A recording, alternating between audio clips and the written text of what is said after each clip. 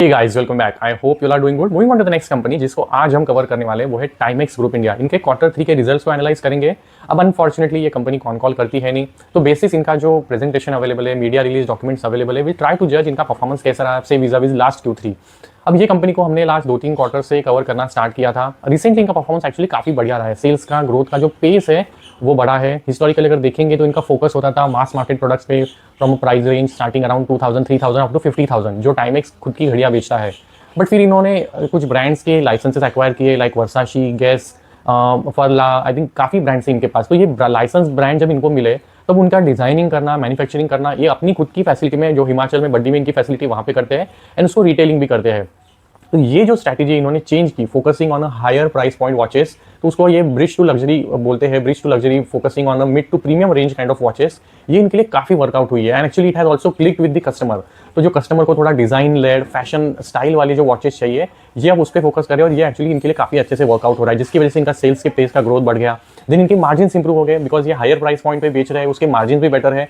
तो overall company का जो प्रोडक्ट मिक्स है वो भी इनके फेवर में और अच्छा हो रहा है, तो उसकी वजह से मार्जिन भी इंप्रूव हुए हैं। तो ये सारी चीज़ें ना स्ट्रैटेजी वाइज इनकी काफ़ी राइटली अलाइन हुई है। And obviously focus on the retail as well, brick mortar as well as the online channels, जो दोनों तरह के चैनल्स में इन्होंने फोकस किया है, that is adding the growth. तो काफ़ी इनके नंबर्स प्रीवियस क्वार्टर्स में अच्छे रहे। फेस्टिविटीज़ में इनका जो सेल्स है वो थोड़ा पिकअप होता है।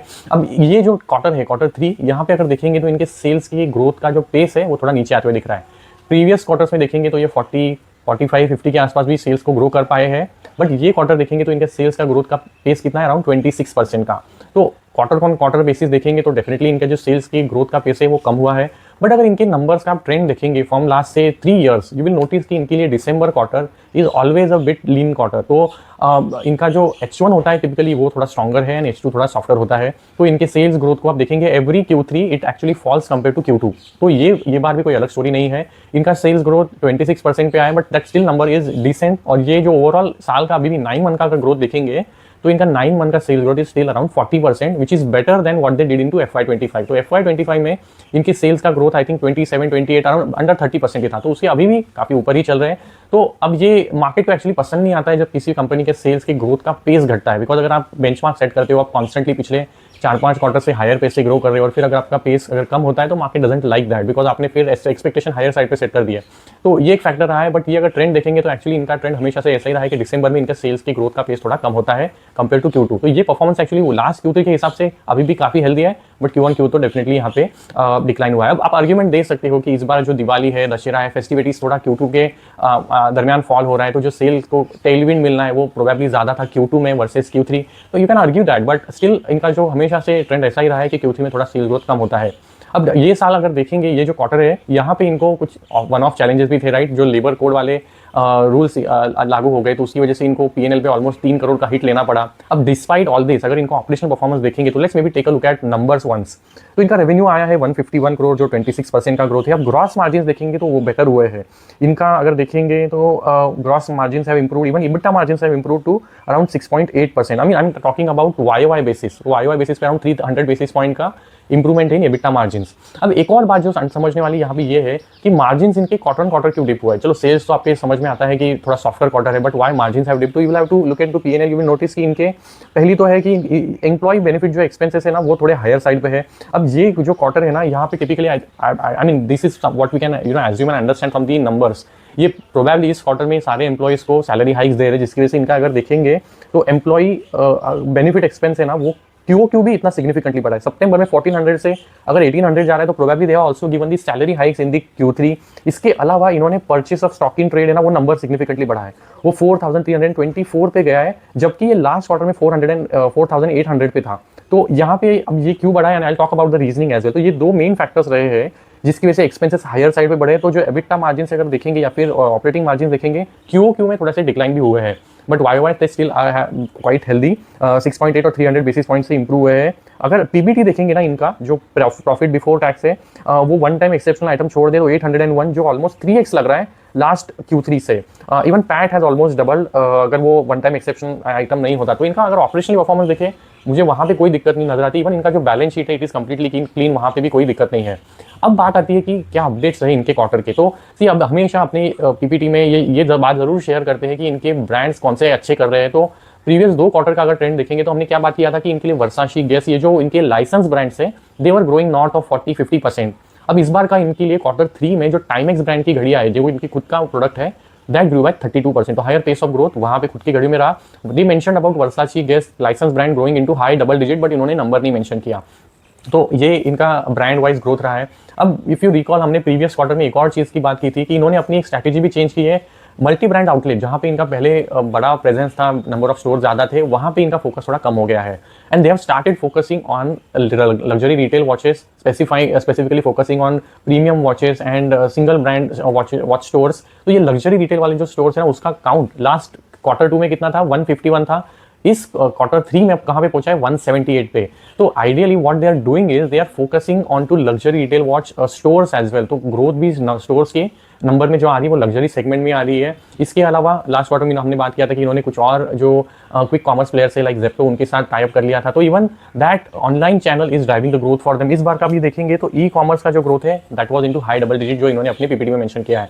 तो both online and offline channel पे इनका ग्रोथ के लिए फोकस है। अब multiple partner that they are delivering watches through like Tata Cliq, Amazon, Flipkart, multiple brand they have tied up with, and सबसे जो ई चैनल्स है यहाँ से इनके लिए ग्रोथ आ रहा है। अब इनका अगर देखेंगे इस क्वार्टर में जो न्यू लॉन्चेस रहे, अब ये करते क्या है ना, to match the current sentiment क्या है, किस तरह का ट्रेंड चल रहा है मार्केट में, they relaunch some of their old watches.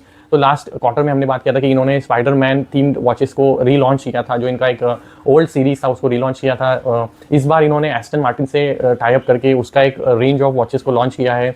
एक एटिलियर है जिसके अगेन स्विस मेड वॉचेस का एक रेंज इन्होंने लॉन्च किया। तो बेसिकली ये नए नए प्रोडक्ट्स लॉन्च करने पे अंडरस्टैंडिंग की करंटली ट्रेंड कैसा है, अगेन ऑनबोर्डिंग सम और the other you can say celebrity, ये नए प्रोडक्ट्स को लॉन्च करते रहते हैं and then that drives the sale growth for them. तो ये इनका अपडेट रहा है। अब इंपॉर्टेंट एक और जो अपडेट है, इनका जो मैन्युफैक्चरिंग प्रेजेंस है हिमाचल के बड्डी में, इनका अगर पीपीटी देखेंगे तो ये मेंशन करते हैं कि हमारा जो कैपेसिटी है वो अराउंड 3 to 4 मिलियन यूनिट्स का, 30 to 40 लाख पर ईयर बनाने का हमारा कैपेसिटी है। बट इस बार का मीडिया रिलीज डॉक्यूमेंट देखेंगे तो ये मेंशन कर रहे हैं कि हमारा जो कैपेसिटी है मैन्युफैक्चरिंग वॉचेस का वो 10 मिलियन यूनिट्स पर ईयर पे हो गया है। तो बेसिकली इन्होंने अपनी कैपेसिटी को ऑलमोस्ट डबल कर दिया है। अब ये कैसे अचीव हुआ है, तो दे मेंशन कि इन्होंने करंटली अगर एक शिफ्ट में काम चल रहा था तो उन्होंने शिफ्ट को डबल कर दिया है। तो डबल शिफ्ट में काम करके कैपेसिटी को इन्होंने ऑलमोस्ट 4 से 10 मिलियन पर यूनिट्स पर ईयर पे लेके गए हैं। तो बेसिकली एंड दैट्स वाई जो पीएनएल में वो आइटम है ना, purchases and stock in trade का जो नंबर सिग्निफिकेंटली जंप होते हुए दिख रहा है सिंस लास्ट Q3, वो basically may be fulfilling that need की जो कैपेसिटी डबल की है। तो वहाँ पे भी तो आपको मटेरियल्स या फिर आपको कंपोनेंट्स लगेंगे घड़ी को मैन्युफैक्चर करने में। तो ये एक्चुअली उसके रिलेटेड एक्सपेंस हो सकता है जो इंक्रीज हुआ है and that impacted a bit on the EBITDA margins. तो ये अब जो हायर कैपेसिटी ऑनबोर्ड आई है that will essentially help them meet the growing demand, right. तो ये अपने स्टोर्स को ऐड कर रहे हैं, ऑनलाइन पे इनका प्रेजेंस में फोकस है। तो अगर आपको जो प्रोडक्ट्स है, जो SKUs है, अगर वो अवेलेबल नहीं होंगे, that again the sales drive है ना और सेल्स ग्रोथ है ना, वो थोड़ा सा आपका स्लो डाउन हो जाता है। तो you need to be ready with SKUs in different geographies wherever you are working, right. तो वो डिमांड को मीट करने के लिए इन्होंने अपनी कैपेसिटीज को रैंप अप किया है, विच इज गुड। सो इनके अगर एक्शनेबल्स देखेंगे तो they are actually well in line, ऐसा कोई दिक्कत नजर नहीं आती। एक ही जो एस्पेक्ट मुझे थोड़ा नेगेटिव लगा वो है कि इनका जो पेस ऑफ ग्रोथ है थोड़ा सा स्लोवर दिखा। इरेस्पेक्टिव दैट मुझे एज सच कोई नेगेटिव इनके नंबर्स में दिखा नहीं। अब अनफॉर्चुनेटली ये कॉल नहीं करते, तो हमें एक्जैक्टली नहीं पता कि ये कितना सेल्स ग्रोथ टारगेट कर रहे हैं with the additional capacity now that has come on board.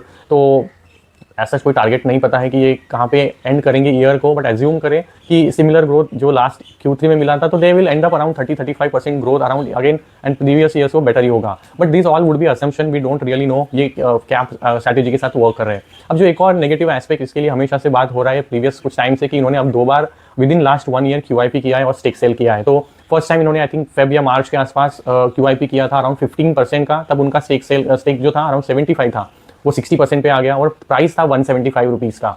अब इन्होंने लास्ट Q3 में जो अभी करंटली रिजल्ट की हम बात करें वहाँ पे भी अगेन स्टेक सेल किया, 9% का स्टेक बेचा। अब इनका जो होल्डिंग है अराउंड 51% पे आया है। तो they still have a decent holding. अब we don't need to really get into detail क्यों बेचा, that there could be any reason, right. मैंने the promoters decided to do the stake sale. अब ये जो प्राइस रेंज है वो 275 का था और जो कल लोअर सर्किट लगा था that was actually exactly at that point तो जो भी इन्वेस्टर्स ने QIP में पैसा डाला होगा, it's actually at that point you are getting to buy, right. तो अब नंबर्स में एज सच मुझे बहुत कोई गड़बड़ी तो लगा नहीं है, एंड इनका जो एक्शनेबल्स है, जो नए प्रोडक्ट्स ये लॉन्च कर रहे हैं, प्रोडक्ट मिक्स को बेटर कर रहे हैं, लाइसेंस ब्रांड पे फोकस कर रहे हैं, मार्केटिंग एंड एडवर्टीजमेंट पे भी इनका स्पेंड है, तो वो नंबर भी इन्होंने अपनी PPT में शेयर किया। इस बार का जो एडवर्टीजमेंट स्पेंड है अराउंड 14-15 करोड़ का रहा है, वर्सेस जो 11 करोड़ इन्होंने लास्ट ईयर में स्पेंड किया था। एंड इवन जी 9 month number is in line जो इन्होंने लास्ट ईयर किया था। तो इनका फोकस है अपने बिजनेस पे, बिजनेस को ग्रो करने के लिए। इवन लग्जरी रिटेल की जो स्टोर्स है उसका काउंट भी हेल्दी नंबर से बढ़ा है, 151 से 178, तो अराउंड 27 स्टोर्स तो एक ही क्वार्टर में इन्होंने ऐड कर लिया है। तो एक्शनेबल लुक गुड। अभी हमें आइडिया नहीं है, कॉन कॉल नहीं होता है, तो we will have to do an assumption and do a guesstimate कि ये क्या कर सकते हैं। तो उस हिसाब से इनकी जो एक्शनेबल से नहीं लगते हैं, ग्रोथ को कंटिन्यू करने के लिए इनका एफर्ट रहेगा। अब एग्जैक्ट नंबर नहीं पता क्या होगा, तो इसकी वजह से अलोकेशन आप हायर नहीं कर सकते हैं, and that always is a point with any company that does not do a con call. तो चलो अब यही तक रखते हैं। अब OFS and stake sale should not be the reason to worry कि भाई ये क्यों स्टेक बेच रहे हैं, या फिर they don't have interest in doing business. तो ये सिर्फ ये सब actionables like adding a newer capacity और adding newer luxury retail store, ये सब तो नहीं करते, राइट। मतलब ये तो आइडिया हमें इनकी PPT और जो प्रेजेंटेशन या फिर मीडिया डॉक्यूमेंट है वहाँ से आता है। तो ऐसा नंबर में नहीं गड़बड़ थी। अब देखेंगे Q4 में और आगे के लिए इनका परफॉर्मेंस कैसा रहता है। I keep you posted, let me know if your queries ideas in the upcoming video.